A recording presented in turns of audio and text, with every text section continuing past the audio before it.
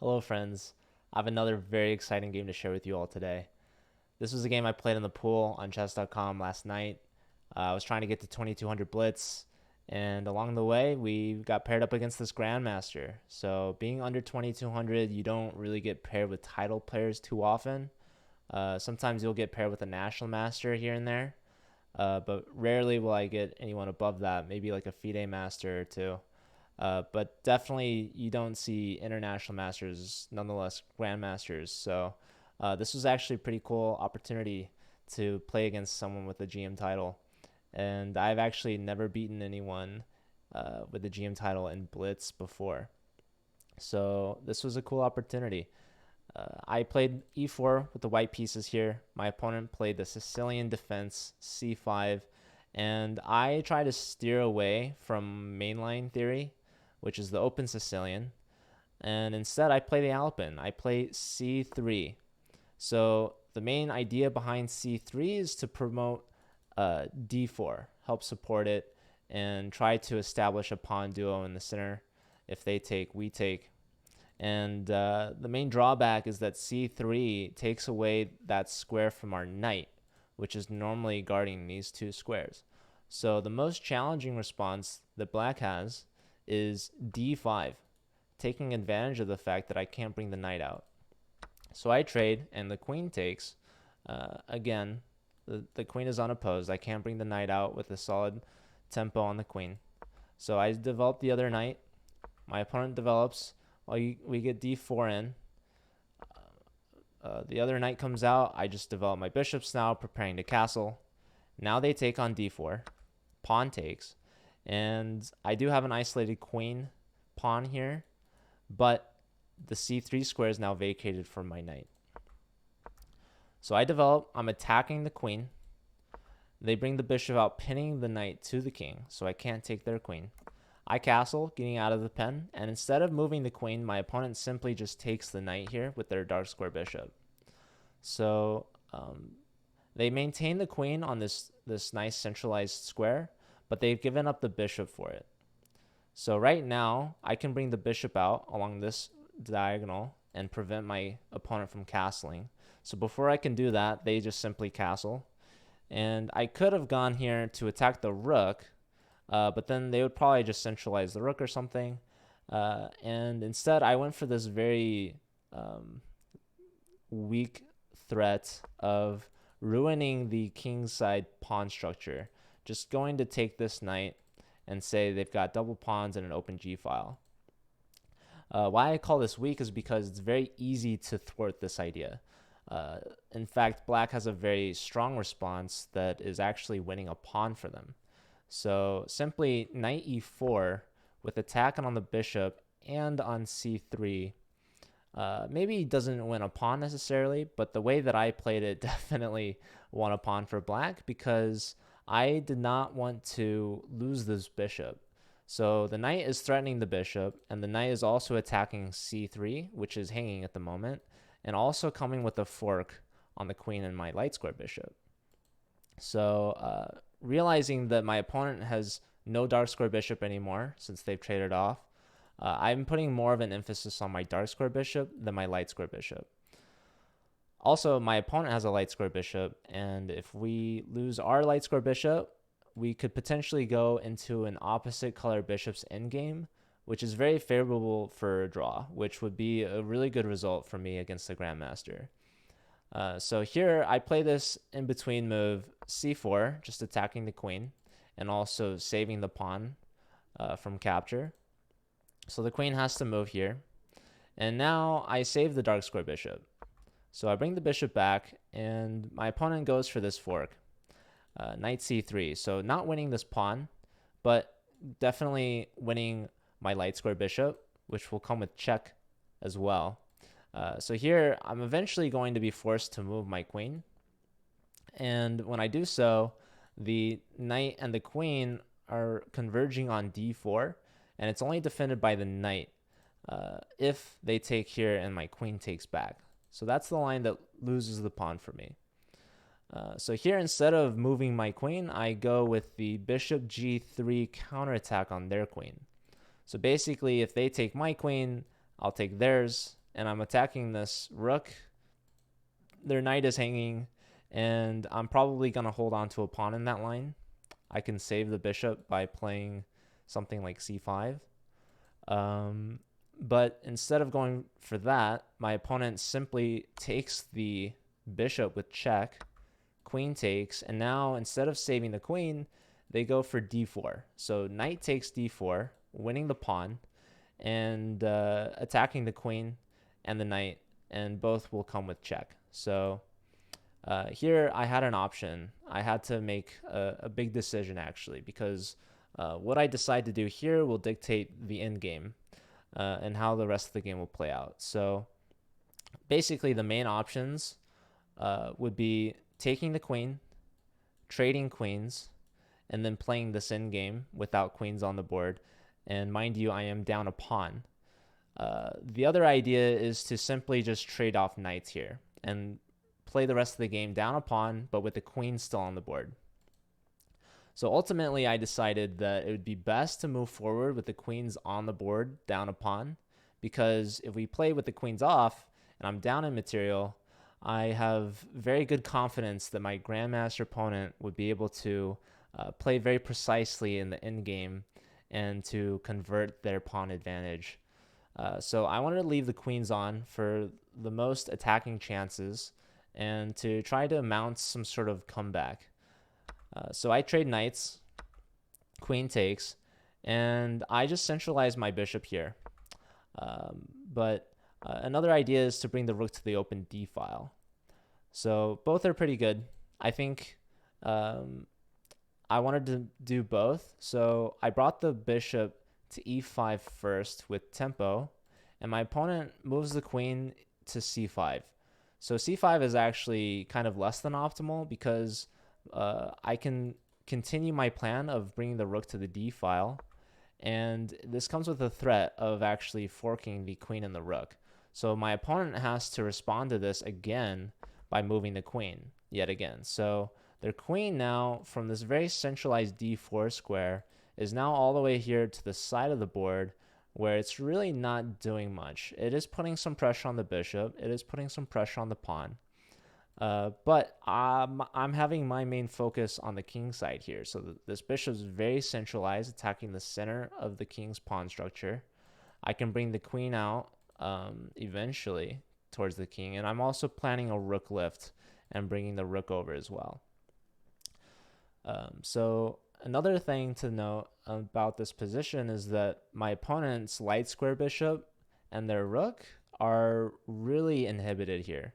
So the rook is taking the only open d file, and it's preventing the bishop from developing. Another thing is that it's supporting the bishop if I go to d6, which you'll see this later. But basically, if this bishop can't move out, then neither can the rook. So that's going to be a big problem for them. So anyways, I just continue with the rook lift. And here they play f6, attacking the bishop. So here I actually have a choice. I can bring the bishop back and leave it on this main diagonal and even attack this queen. Or I could go forwards and attack the rook. So how do I make this decision? Basically, I know that this queen on a5 is really not doing much. So if I go back to attack the queen, I might actually be helping them to centralize their queen to a better square. So instead, I attack the rook, and I'm also keeping an eye over these two squares on the 7th rank, and this is huge. And you'll see why in a few moves. So the rook escapes the threat of the bishop, and here I just centralize the rook opposite their king. And now my opponent plays this e5 move. So basically, they want to open this diagonal for their bishop. But the problem is that it's blocking the queen's view of the 5th rank. So I use this opportunity to bring the queen in even closer to the king, and I'm actually threatening mate and the rook here with the queen. And that's a drawback to f6, is that it weakens this king side a little bit. So my opponent, saving the rook, developing the bishop, and connecting their rooks, plays bishop to e6. Unfortunately, this is actually a blunder because now this allows queen h6. I actually don't know a better move for black. I think the computer recommends bringing this queen back from the edge of the board to d8. So it's actually underdeveloping a piece as opposed to what my opponent did, which is developing a piece. But something drastic like queen d8 is actually needed here in order to defend all the different mate threats that I have. It also comes with a punch to the bishop. Instead, they play bishop e6, and now I play queen to h6, bring the queen even closer and just directly threatening checkmate. So if my opponent wants to defend g7, they either have to move g7 or they have to bring a piece back to defend it. And moving the pawn is very weakening, but unfortunately, they have no other choice because this bishop on d6 is blocking both the queen and the rook from getting onto the 7th rank defending laterally. So bishop to d6 here is a very key move, really taking away some crucial squares from the black pieces that would like to help out the king side and defend. So my opponent is forced to play g6, and at this point, I'm definitely considering sacrificing the rook, taking 2 pawns for the rook, and getting an initiative with an attack on the queen. Basically, I see that I have a perpetual guaranteed. The problem is I'm running low on the clock here. I'm contemplating whether or not I want to sacrifice the rook or if I want to bring in another rook or, try to checkmate on the h file. Unfortunately, this bishop is covering h3, so it's not going to be that easy. And I'm deciding whether or not perpetual is the best that I have or if I can continue an attack and checkmate my opponent. So after a long thought, I finally decide to send it. I sacrificed the rook here for the 2 pawns.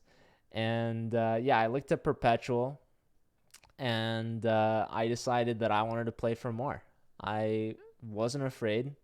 I was definitely in a much better position than my opponent. And I just continued the attack. Queen takes f6, check, king up, and bishop takes, threatening mate here. So how do they defend g7? Well, again, the queen can't come back because the bishop's guarding it. The rook can't step up because the queen's there now. And so the only real move is rook to g8. So that defends g7, but it's no longer defending the bishop. So here I could just take the bishop, but the more accurate move is queen to e7 check. So they can't block because it's mate. They can't bring the king backwards, so they have to go forwards, and then I take the bishop with check. So this is actually a huge difference. If I just simply take the bishop now, maybe my opponent can get their final piece into the game and find some activity and more defensive resources. So I really minimized their opportunities and their chances and played really accurately here. Probably both ways is winning, but this is definitely much better. My opponent continues bringing the king forward. And actually, the best move is, for black at least, they probably should have taken this bishop very early on with their queen. That's how powerful this piece is. So here I give this check, and I'm actually looking at a lot of different discover check ideas, winning this hanging queen on a5. So they block with their rook, and this actually blunders mate in 2, which in the time scramble I just completely missed. But queen h7 followed by queen to h3 is checkmate, which would have been an amazing finish to this game. But instead, just out of pure speed, I played the g4 check, and they go up, queen check, and again, if they block, then I have mate with queen h4. So they can't block with the rook. They can't go back down. So they go up, the only move that doesn't blunder mate. And now queen takes g5. So in this position, I'm up a piece and 3 pawns. But most importantly, this king is just completely out of squares. Their pieces are too far away from the defense, and I'm threatening mate. Again, just covering this c7 square. This queen is just basically immobilized. And if they go rook to g8, I have queen h5 checkmate. So their best move here is just to simply give up the queen. Queen takes, and now I'm up a whole queen. And yeah, this game finished out in a couple more moves.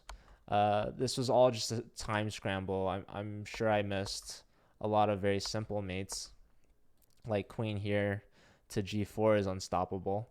Uh, but yeah, I just found a way to bring the queen in. It was definitely less than optimal. But yeah, here my opponent to save mate is giving a desperado check. Definitely best is king takes because mate would be next. I take with the queen and a couple more moves here, and my opponent resigns. So the threat of checkmate is practically unavoidable. And yeah, I had like 3 seconds left on my clock. But I'm sure if I really needed to, I could have made another queen, and no fear of stalemate as my opponent has these pawns over here with many moves left.